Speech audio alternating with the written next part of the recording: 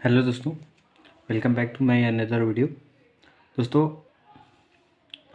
पिछली वीडियो में हम लोगों ने सीरियल डाटा कम्युनिकेशन और पैरेलल डाटा कम्युनिकेशन के बारे में पूरा जाना था। आज की वीडियो में हम सीरियल कम्युनिकेशन के अंतर्गत आने वाले दो डाटा ट्रांसफ़र, सिंक्रोनस और एसिंक्रोनस डाटा ट्रांसफ़र को रीड करेंगे। तो चलिए देखते हैं कि सिंक्रोनस डाटा ट्रांसमिशन और एसिंक्रोनस डाटा ट्रांसमिशन क्या होता है। तो हमारा फर्स्ट है सिंक्रोनस डाटा ट्रांसफ़र। तो सिंक्रोनस डाटा ट्रांसफ़र होता है when the both independent units are using global clock a same clock during the data transfer is known as synchronous data transfer. जब दो इंडिपेंडेंट यूनिट्स ग्लोबल क्लॉक में same समय पे data को transmit करती है उसको हम सिंक्रोनस डाटा ट्रांसफ़र बोलते हैं। या इसकी दूसरी जो डेफिनेशन है, synchronous data transmission is a data transfer method in which data signals are send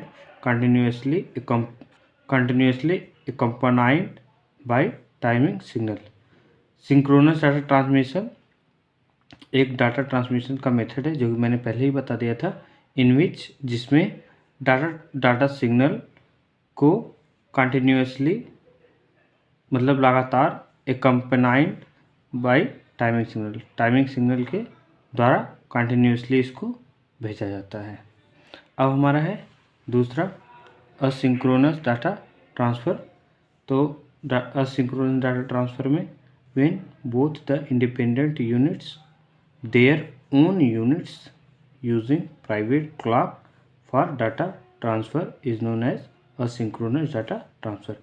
जब दो independent units their own units मतलब अपनी खुद अकेले इज़ यूजिंग प्राइवेट क्लॉक अपनी खुद की क्लॉक यूज़ करती हैं डाटा ट्रांसफ़र के लिए। इसको ऐसे बोल सकते हैं, जब दो इंडिपेंडेंट यूनिट्स डाटा भेजने के लिए खुद की क्लॉक का यूज़ मतलब कि हम खुद की क्लॉक का यूज़ करते हैं, उसको हम असिंक्रोनस डाटा ट्रांसफ़र बोलते हैं। जो हमारा दूसरा डेफिनेशन है वो देख लेते हैं। Asynchronous transmission also known as start stop transmission uses flow control to convey data from the sender to the receiver. इसका मतलब ये है कि असिंक्रोनस डाटा ट्रांसमिशन को हम लोग स्टार्ट स्टॉप ट्रांसमिशन के नाम से भी जानते हैं।